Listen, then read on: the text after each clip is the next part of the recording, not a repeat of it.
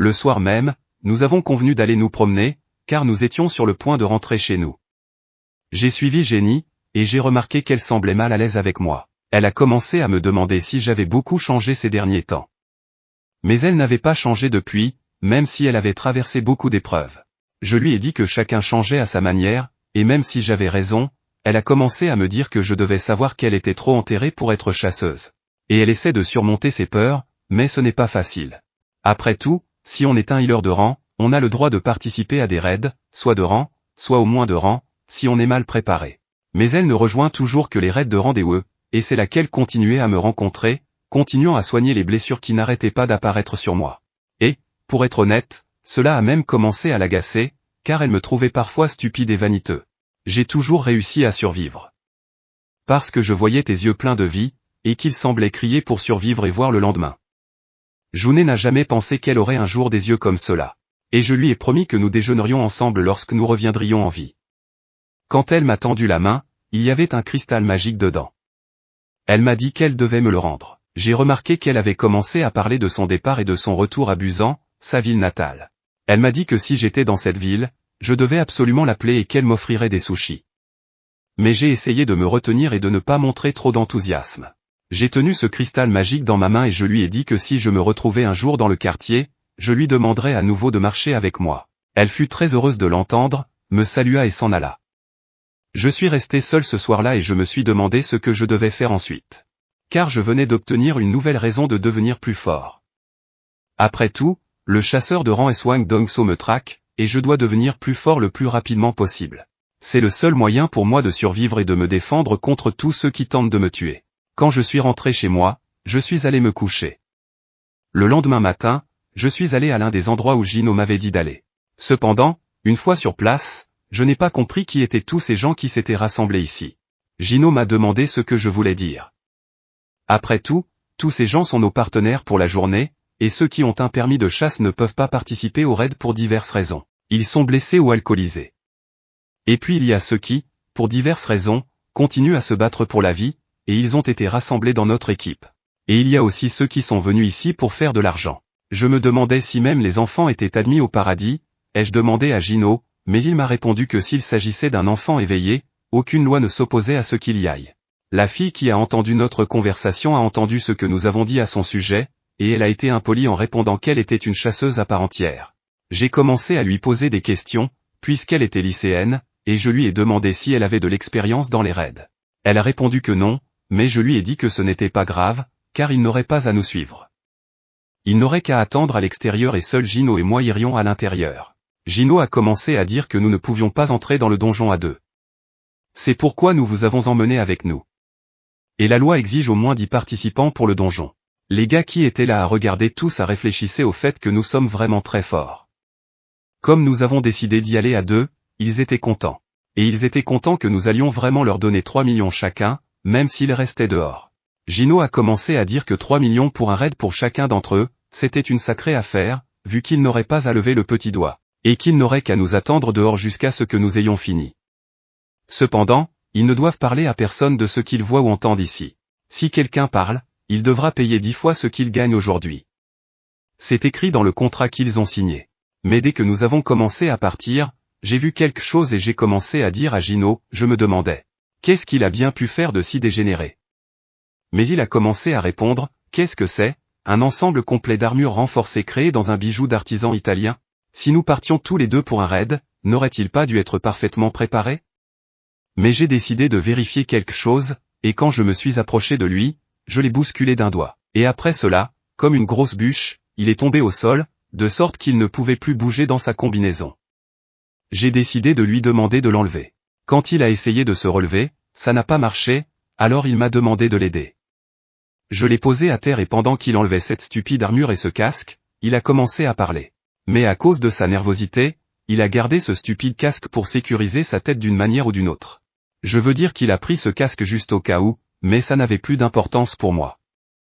Nous devions nous dépêcher d'en finir. Au moment où nous avons commencé à franchir le portail, les gars qui étaient derrière nous ont commencé à chuchoter entre eux que nous allions entrer seuls dans le donjon, et ce qui était encore plus stupide, c'est que nous n'avions pas l'air très forts. L'un d'entre eux a commencé à dire que s'il n'était pas assez fort pour défendre le donjon tout seul, Il ne serait pas mieux placé pour nettoyer un donjon de haut rang avec de gros monstres. Et que même s'il mourait, nous en aurions eu pour notre argent. Et soudain, l'un des gars a commencé à dire aux autres gars qu'il avait déjà entendu un nom, Sun Jinwoo, et qu'il était connu comme le chasseur le plus faible du monde, ou plutôt, c'était son surnom. Et finalement, ces gars ont décidé que nous nous fréquentions simplement, parce que le harcèlement entre jeunes cause beaucoup d'ennuis aux autres. Quelques heures plus tard, Jino est sorti du donjon en courant. Les gars qui attendaient dehors étaient surpris qu'il revienne vivant et pensaient qu'il s'était simplement enfui. Mais l'autre gars s'est retourné et ce qu'il a vu lui a fait comprendre que Jino n'avait pas l'air de s'être échappé. Il a dit à tous les gars de se retourner et de regarder, parce que la porte commençait à se fermer. C'est alors qu'ils ont compris que nous avions finalement tué le chef. Quand je suis sorti, j'ai demandé à Jino, où allons-nous ensuite? Jino m'a répondu que le prochain raid était à environ 1 heure. Jino a commencé à crier à tout le monde de se préparer. Après tout, nous commençons à partir, et nous avons encore 3 donjons à faire aujourd'hui. Même si ces gars ont été choqués par ce qu'ils ont vu, on s'est dit qu'ils allaient y aller, vu qu'il s'agit d'une somme facile de 9 millions pour chacun d'entre eux. La lycéenne qui se tenait derrière nous était surprise que nous retournions dans le donjon après l'avoir nettoyé. Elle a commencé à se demander qui nous étions vraiment. Le même jour, à la guilde du Tigre Blanc, l'un des gars apporta un rapport et demanda à un autre d'y jeter un coup d'œil. Il disait que quelqu'un avait dépensé 200 millions et 500 000 euros pour obtenir les droits de balayer le donjon d'Errant. Récemment, il y a eu une équipe, et maintenant il n'y a plus de porte pour les chasseurs. À l'origine, il y en avait 1000, mais même lorsqu'ils ont augmenté le prix à 100 millions, ils ont racheté les droits pour 200 millions et 500 000. Ce rapport a mis l'un des membres de la guilde en état de choc total. Ils commencèrent à lire le rapport et virent que le chef du groupe s'appelait Jino et qu'ils n'avaient jamais entendu parler de lui. Ils ont vite compris qu'il s'agissait du deuxième fils du PDG d'Eugène, et il semble qu'ils aient acheté les droits avec le soutien de l'entreprise. Mais après tout, c'est une grosse perte pour eux, et n'est-ce pas une sortie trop risquée pour un futur PDG? Mais soudain, l'un d'eux se souvient qu'il a entendu parler d'un survivant de l'incident survenu dans la double tanière 2 ou 3 mois plus tôt, et qu'il s'appelle Sun Jinwoo. C'était déjà intéressant, et ce type a commencé à crier à tout le monde de laisser tomber ce qu'ils étaient en train de faire. Chasseurs de rang des Jino et de rang Sung Jinwoo. Trouvez tout ce que vous pouvez pour éliminer ces 2 gars maintenant. À la guilde du Tigre Blanc, l'un des gars a commencé à taper rapidement sur le clavier et à chercher des informations, et a découvert que Sun Jinwoo avait survécu sans encombre à 3 accidents. La première erreur était le double meurtre. La deuxième est la mort du groupe de Wang Dong-suk. La troisième était le meurtre récent d'un inspecteur superviseur. Les 2 hommes se sont rencontrés lors du deuxième incident. Le plus intéressant est le lien entre Jino et la société Yojin. La rumeur veut que le président Meng en embauche des chasseurs expérimentés et envisage de créer une guilde. Si c'est vrai, il n'est pas surprenant que Jino veuille en profiter.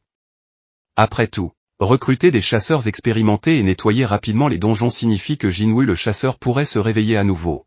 Et bien sûr, sinon il n'aurait eu aucune chance de survivre à ces incidents. Il s'agissait à chaque fois d'un incident majeur avec de nombreuses victimes, et il n'y avait pas d'autre explication que celle que ces gars ont vue dans le dernier rapport d'incident. Un mage de rang et un guérisseur de rang ont travaillé ensemble pour arrêter le chasseur-veilleur. Mais c'était impossible, car il s'agissait d'un assassin de haut rang, et la magie est presque inutile contre les assassins. Et comme il était intelligent, la première chose dont il devait s'occuper était la cible. En fait, c'était censé être un affrontement entre mage et assassin. À moins que quelqu'un d'autre n'ait vaincu un chasseur du département de surveillance, les seuls survivants étant le guérisseur, le mage et le chasseur Sun Jinwoo. Et personne d'autre. Parmi les survivants, une seule personne est suspecte. La guilde du Tigre Blanc doit maintenant partir en mission de reconnaissance pour découvrir par elle-même ce qu'il en est, plutôt que de chercher des informations auprès de sources peu fiables.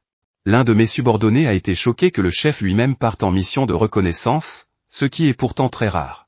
Cependant, j'étais dans la grotte à ce moment-là, et 3 grands chiens loups se trouvaient devant nous. C'étaient des monstres horribles, mais ils ne représentaient pas une grande menace pour moi. Après tout, je disposais maintenant d'une très bonne compétence qui me permettait de disparaître. À cause de cela, ces monstres ont commencé à trembler de peur, parce qu'ils sentaient la menace, mais ne pouvaient pas la voir. Ils étaient confus et regardaient dans différentes directions, et j'ai commencé à agir. En un clin d'œil, j'ai dispersé tous les monstres qui se trouvaient près de moi, et ils ne se sont pas contentés de s'effondrer en petits morceaux. J'ai aussi trouvé Jino, qui a extrait les cristaux magiques. Pourquoi ai-je caché cette compétence pendant tout ce temps? Il m'a regardé et s'est rendu compte que j'étais devenu encore plus fort, mais au même moment, j'ai regardé mes caractéristiques et j'ai vu que ma compétence de vitesse avait été améliorée, ainsi que ma compétence de frappe mortelle. J'ai également pu obtenir mon premier niveau de dague.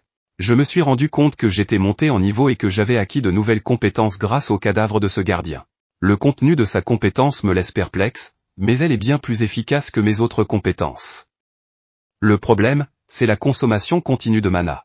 Je n'avais pas l'intention de mettre des points dans l'intelligence, mais il semble que je doive le faire. J'ai hésité un instant. Je regardais mes statistiques, et à ce moment-là, un autre chien-loup est apparu, se précipitant sur moi et essayant de me dominer. Mais à ce moment précis, j'ai appliqué mes compétences passives et actives, et mon habileté à manier la dague, ainsi que ma frappe mortelle, ont mis un terme à ce combat contre ce chien-loup. À un moment donné, grâce à mes compétences, j'ai découvert 3 erreurs dans le texte. J'étais content, parce que ça avait l'air bien. Au même moment, j'ai pu augmenter mon niveau, mais soudain, j'ai vu une fenêtre de notification avec un badge d'attention. J'ai réalisé qu'un certain niveau était encore requis, mais je n'ai pas compris ce que cela signifiait. De plus, j'ai remarqué qu'on me proposait de changer de profession. Je devais décider si j'acceptais ou non cette mission, car le changement de profession était important pour moi. Mais à ce moment-là, le chef du Tigre Blanc est arrivé à la porte que nous venions d'emprunter, et son visage a immédiatement changé lorsqu'il a vu que, juste devant la porte, un groupe de personnes était assis en train de pique-niquer et de manger leur nourriture. On aurait dit un terrain de jeu pour de petits enfants à qui on avait apporté de la nourriture et à qui on avait dit de rester là. Je ne comprenais pas ce qui se passait et pourquoi tout le monde attendait devant la porte. Mais soudain, une lycéenne s'est approchée du chef de la guilde et lui a demandé ce qu'il faisait ici, parce que c'est la zone interdite.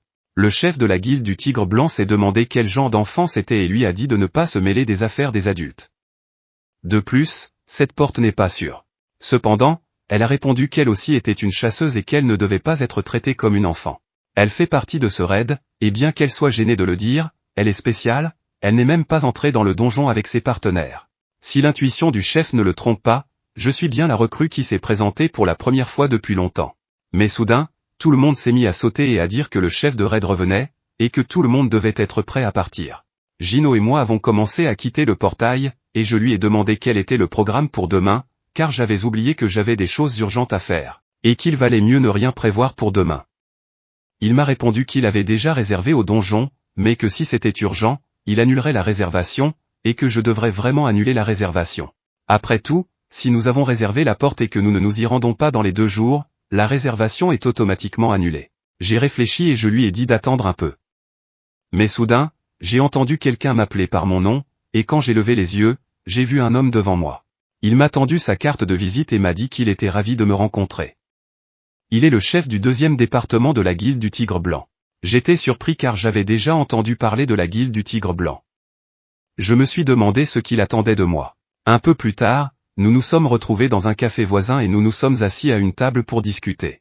Ce type a commencé à me parler de chasseurs, de faucheurs, de chevaliers et des mots White Tigers.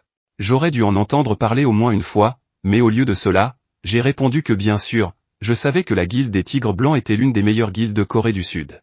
Puis il est allé droit au but et m'a dit qu'il voulait m'inviter à rejoindre la guilde des Tigres Blancs et m'offrir le double du salaire d'Eugène Compagnie. Ce type de la guilde du Tigre Blanc a décidé qu'il ne servait à rien d'attendre, parce que le vrai moment était arrivé, et que si je démontrais mes compétences au-delà des attentes, la rémunération pourrait être augmentée. Je ne vois pas en quoi ce n'est pas une offre généreuse pour un chasseur qui était encore rangé il n'y a pas si longtemps. J'ai décidé de lui demander combien coûtait la construction d'un bâtiment pour qu'il puisse m'offrir cela. Mais ce type ne savait pas ce que cela signifiait ni pourquoi je lui posais la question. Il fallait peut-être que je précise à quel point il était prêt à augmenter sa générosité. Il a commencé à dire qu'il l'utilisait à hauteur de 50 milliards. Après cela, je lui ai demandé s'il voulait vraiment me les donner, mais il ne savait pas vraiment de quoi je parlais. 30 milliards s'écria le chef de la guilde du Tigre Blanc, ce qui fit dresser les oreilles à tous les cafés. Lui-même était effrayé, au point de se lever d'un bond de sa chaise. Quand il vit que tout le monde le regardait, il se rassit rapidement et fit semblant d'avoir crié par accident.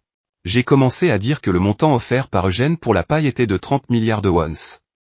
Si vous offrez le double de ce montant, cela signifie que vous offrez vos 50 milliards de wons. À ce moment-là, le chef s'est demandé à quel point ses capacités étaient grandes si Eugène lui offrait 30 milliards de wons. Il n'avait pas encore vérifié son rang et ne savait pas s'il bluffait, puisqu'il n'y avait aucun moyen de vérifier ses paroles. Mais je lui ai répondu que s'il pensait que je bluffais, je pouvais lui fournir des preuves. Et comme il avait proposé le double, je pensais qu'il avait entendu parler de mon accord avec Gino. Mais cela ne semblait pas être le cas, et le chef de la guilde du Tigre Blanc a commencé à dire qu'il n'était pas en son pouvoir de payer une telle somme. Si je pouvais lui donner un peu de temps, il en discuterait avec les dirigeants de la guilde. Après cela, je me suis dit qu'il fallait en rester là et je me suis levé de ma chaise. Après cela, le gars a commencé à devenir nerveux et à se demander s'il n'était pas trop pressé. Si seulement il avait connu les détails de la proposition d'Eugène, il aurait obtenu la permission de la guilde et aurait agi à petits pas, mais avec confiance.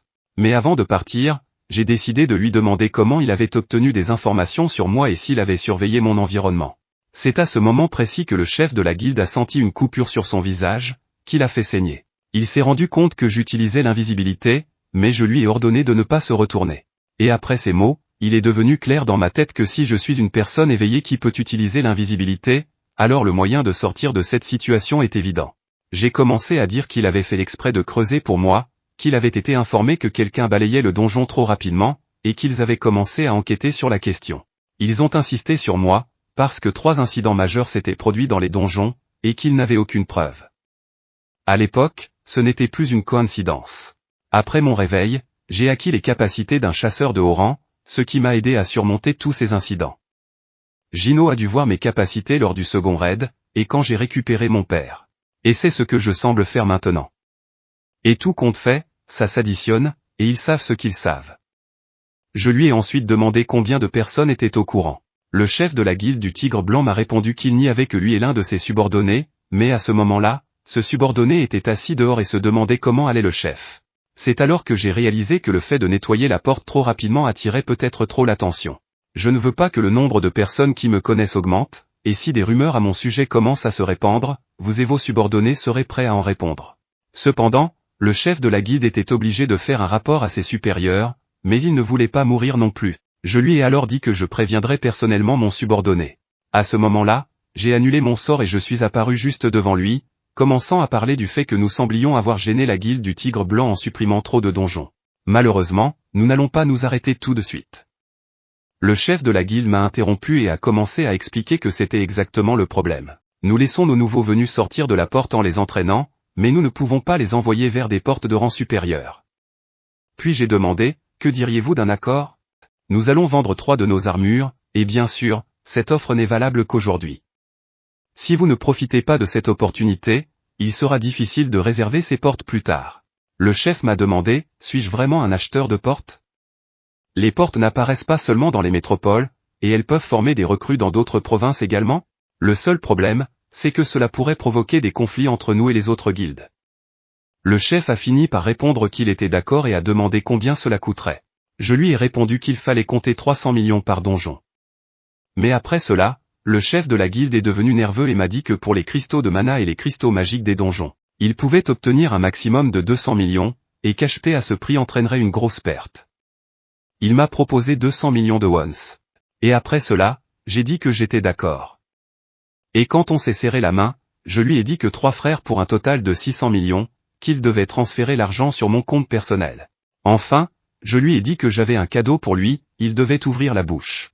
Et dès qu'il l'a ouverte, je lui ai versé un liquide spécial, qui a fait disparaître son visage plus tôt que prévu, et sa tête par la même occasion. Je n'ai pas compris ce qu'était cette capacité. De plus, la blessure sur son visage s'est instantanément refermée. Je me suis fatigué et j'ai commencé à marcher, et à la fin, j'ai entendu la tête me poser des questions sur le fait que je venais de lui montrer des capacités d'invisibilité et de guérison. Il m'a demandé si cela pouvait être considéré comme un signe de ma confiance. Je lui ai répondu que si cela signifiait qu'il garderait au moins mon secret, alors oui. Au même moment, j'ai disparu, mais un subordonné du chef s'est précipité et a commencé à lui demander quel genre de lumière c'était et comment ça se passait avec ce type. Cependant, le chef de la guilde était dans le ciel et très nerveux, car il se rendait compte qu'ils avaient rencontré un homme bien plus effrayant qu'il ne le pensait. Un peu plus tard, j'ai contacté Gino, et il m'a dit que le transfert avait reçu 600 millions, comme je le lui avais dit. Gino était ravi car les raids annulés avaient été vendus pour cette somme. Il a demandé à son mari, est-ce que j'ai pu les vendre ? Mais je lui ai répondu en souriant que c'était un secret commercial. Le même jour, mais un peu plus tard, son subordonné s'est précipité vers le chef et a commencé à lui dire qu'il restait des portes de haut rang dans leur secteur. Le chef a été complètement choqué par cette nouvelle. Oh, et tous les prix étaient inférieurs à 10 millions.